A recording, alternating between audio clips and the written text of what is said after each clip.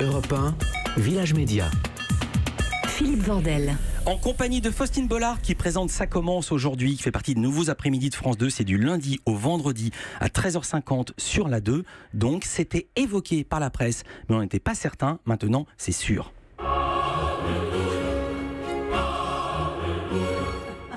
Quoi de plus beau que ce Tédéum pour dire que oui, vous avez signé votre contrat avec France 2 sur France 2. Parce que c'était la première idée qui me venait et que la saison prochaine, vous pouvez mettre On est les champions. C'est vrai, mais j'espère. pour l'instant, on va dire, vous revenez de loin. France 2 avait lancé 3 nouvelles émissions après avoir déprogrammé 2 émissions en cours de route la saison précédente. C'était Amanda et Actuality. Quand vous avez démarré, Faustine, on va le dire, et c'est le lot de notre métier, la presse donnait pas cher de votre peau. J'ai retrouvé l'article de TV Mag du mardi 29. Le lendemain de votre première. Ah oui, bien sûr, je vais vous le dire. Lancement sans étincelle pour Faustine Bollard. Ah bah c'est sympa de nous ressortir ça. C'était juste le titre. 604 000 personnes, 6,5% du public. Bah on termine à 9. Exactement. Ma question était, est-ce que vous avez eu peur? Et ensuite, vous me raconterez comment vous avez fait pour remonter la pente. J'ai pas tellement eu peur, je vous avoue. Enfin, j'étais stressée par les audiences, mais j'étais convaincue qu'on allait proposer un bon programme, qu'on proposait un bon programme. J'étais convaincue, sans aucune flagornerie, que j'étais la bonne personne pour faire ce programme et que la mayonnaise allait allait finir par prendre. Mais il faut du temps, vous le savez mieux que personne. C'est un média d'habitude, la télévision. À 14h en plus, il fallait faire revenir les gens. Je suis venue vous le dire ici, j'allais chercher les gens un par un. C'est vraiment ce qui s'est passé, on n'a pas arrêté d'augmenter toute l'année. Et vous êtes modeste, que vous dites que vous êtes sur une moyenne de 9, mais vous avez fait des pointes à 10%. Plusieurs fois, même beaucoup de fois, et ça c'était vraiment notre but. Et toute la tranche 14-18 heures de France 2 a progressé de 46% sur la saison, ce qui est une performance. Il n'y a pas que vous, il y a Daphné Burki avec Je t'aime, etc. L'émission de Sophie Davant sur la brocante à faire conclure. Est-ce que vous vous coordonnez? Comment ça qu'on se coordonne? Par exemple, est-ce que vous pouvez faire... On s'est toutes dit qu'on allait marcher, ça c'est sûr. Voilà, non mais est-ce que par exemple sur les thèmes, est-ce que par exemple on peut faire J'ai rencontré l'amour sur Tinder chez vous, Daphné Burki fait J'ai épousé un détraqué sexuel et Sophie Davant vend des robes mariées d'occasion?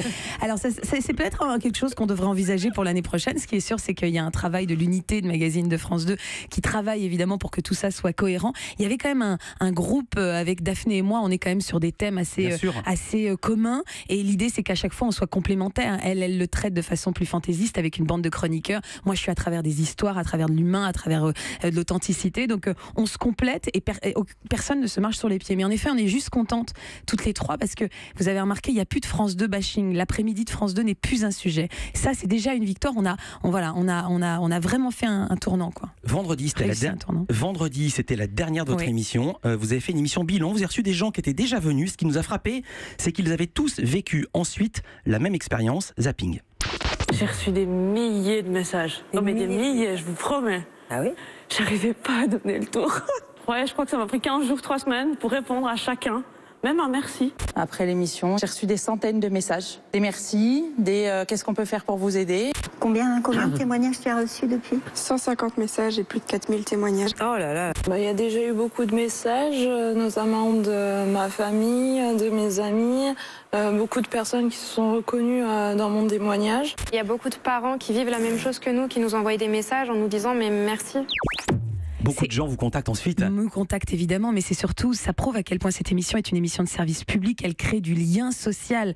Et ça fait énormément de bien à tous ceux qui nous regardent parce qu'ils peuvent se dire, je serai peut-être un jour dans cette situation, je peux contacter cette personne qui vit peut-être la problématique de mes prochains mois. On fait avancer les choses sur des sujets aussi importants, que le harcèlement scolaire, que le harcèlement sexuel au travail. On a fait des émissions importantes sur des jeunes de 8 ans qui subissent un AVC. C'est une émission vraiment importante. On fait des sujets légers, mais on fait aussi des sujets de santé très importants. Vous arrivez à trouver des thèmes neufs, en tout cas des situations neuves. Exemple, la semaine dernière, vous avez consacré une émission à la coparentalité. Écoutez ce témoignage. Il y a quelques semaines, je me suis inscrite sur un site de coparentalité pour arriver à avoir un enfant. Voilà. Quel genre d'annonce vous avez posté? Moi, j'ai précisé que je cherchais un homme qui a le désir d'avoir un enfant, le désir de s'investir dans son éducation. Et j'ai précisé qu'à 39 ans ou à presque 39 ans, mon horloge biologique tourne. Alors, ce qui est fou, vous êtes... En couple. En couple. Je ne suis pas célibataire. J'ai un compagnon depuis 10 mois. Il a 2 enfants en très bas âge. Ouais. Et il se sent pas s'investir à nouveau, avoir encore des enfants. Il a dû être Imaginez. content. Il a dû être content, son mec, Il est quand au il a vu courant. l'émission. Il est au courant. Il a vu que c'était pas lui. Non, mais ce qui prouve qu'on fait avancer les mentalités, parce que quand on Exactement. fait ce genre d'émission, quand même, on se soumet à des critiques assez fortes et assez violentes, même sur les réseaux sociaux. Les gens étaient assez choqués. Donc nous, parfois, on rigole sur ces émissions de témoignages en disant que ça fait 10 ans qu'elles sont là et qu'elles traitent les mêmes sujets. C'est absolument pas vrai. On fait des émissions aussi, même sur l'homoparentalité, qui m'a étonnée parce que ça a provoqué beaucoup de réactions également. Quel nouveau projet sur France 2, s'il y en a? Mais aujourd'hui, mon projet, moi, c'est de continuer cette émission déjà. C'est-à-dire que tout le monde cette année m'a dit alors, tu vas arriver en prime. En effet, j'ai des choses qui Oui, arrivent. et le prime qui devait se faire avec Yves Il va Candebord. arriver. Alors je suis pas dans la programmation. Vous l'avez Il est tourné fait. il est tourné, il est mis en boîte. Il est fait, j'attends comme vous. Donc je me dis qu'il va arriver. C'est un très beau magazine de société sur un sujet très concernant qui est l'alimentation et ce qu'on met dans nos assiettes. C'est une émission de proximité également. Donc c'est vraiment un fil rouge avec ce que je fais l'après-midi. Mais moi, vous savez, aujourd'hui, je suis assez rassasiée. Hein. Oui. Je suis venue vous le dire ici. Ça fait 20 ans que je veux faire cette émission. Elle marche. J'ai encore beaucoup de défis à relever. Je suis très heureuse en fait.